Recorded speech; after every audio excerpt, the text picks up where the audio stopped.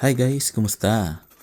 May mga taong naniniwala sa swerte at meron din naman na hindi naniniwala dito.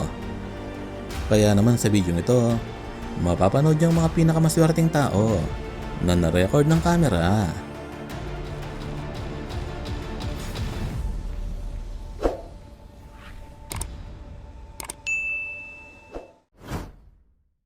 Bakit ka pa magpapump na langis kung pwede naman pera na agad ang makukuha mo?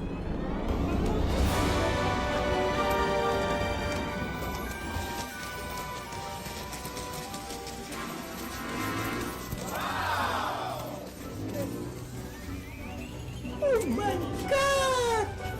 Wow! Ito naman ang pinakamaswerteng driver sa mundo. Oh no!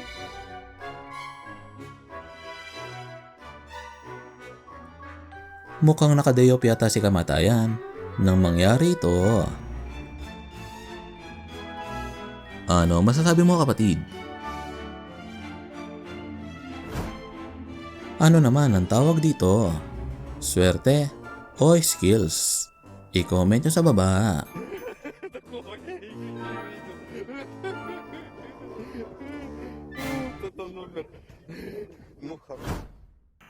Yung niyaya ka na umuwi ng kasama mo, pero nagmatigas ka pa.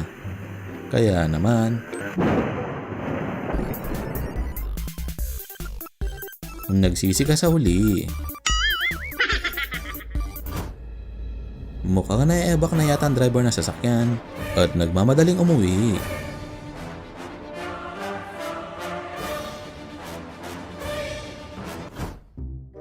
Yung first time mo maglaro nito at pinataob mo na ang bangka.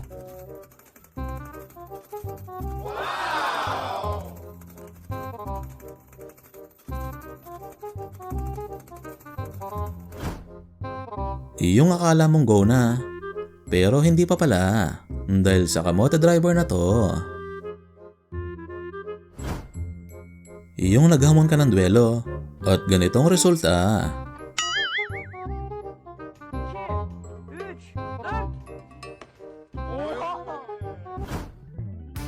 Ganito naman ang itsura kapag pinagsama mo ang swerte, magic at skills.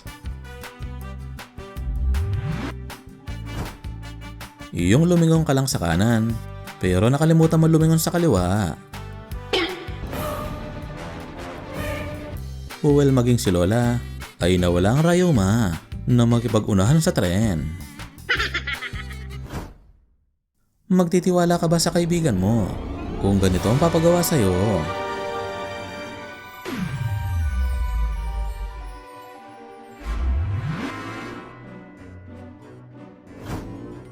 Yung sinabing bawal, pero ginawa mo pa rin. Well, maswerte pa rin si ate at hindi siya tinamaan. Ito naman ang pinakamaswerteng kotse sa mundo. Nagabuhok lamang ang pagitan.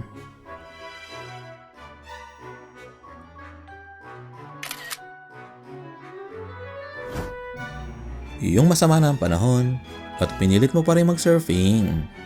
Kaya naman, maswerte at hindi siya tinamaan. Sawa na daw sa eroplano ang mga skydiver na to, kaya naman inakyat nila ang wind turbine at tumalon sa mismong hélice.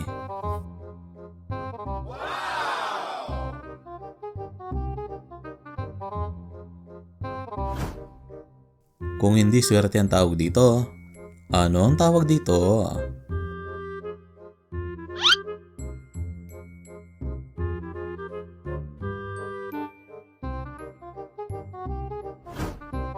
Wala daw perang pambayad si kuya, kaya naman nagala Superman siya para pahintuin ang kotse.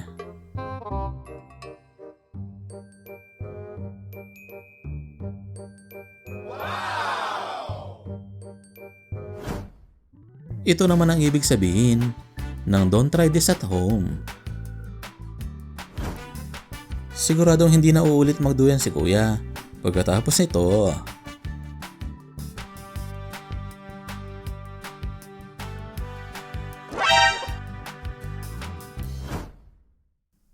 Ano naman ang masasabi mo sa ganitong swerte?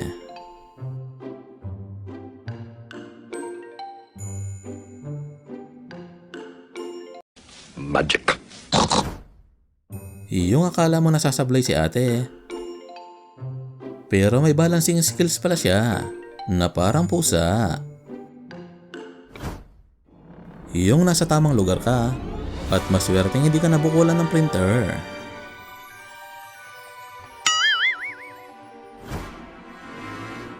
Kung hindi ka naniniwala sa swerte, well, panoorin mo to.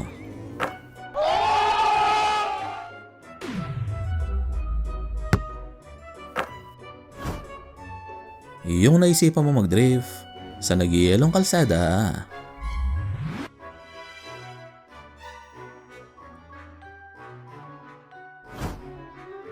Kung akala mo na safe sa gilid ng kalsada, well, panoorin mo to.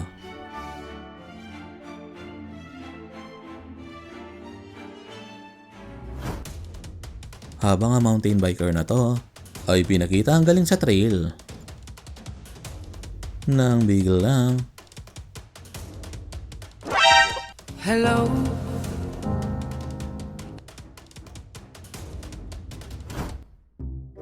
samantala sabi ng diver, walang pating dito. Pero sabi ng pating, Surprise! yung first time yung manood ng karera at akala niyong pwedeng tumawid sa kalsada.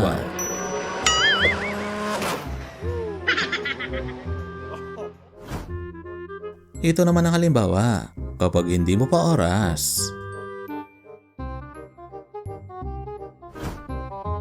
Samantala si Lolo ay pinakita ang kanyang malupit na trick.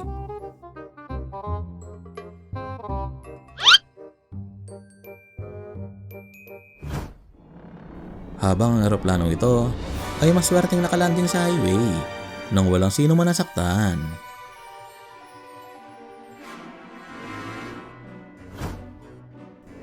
Ganito daw ang ginagawa ni Kuya habang hinihintay matapos mag-shopping si Mrs.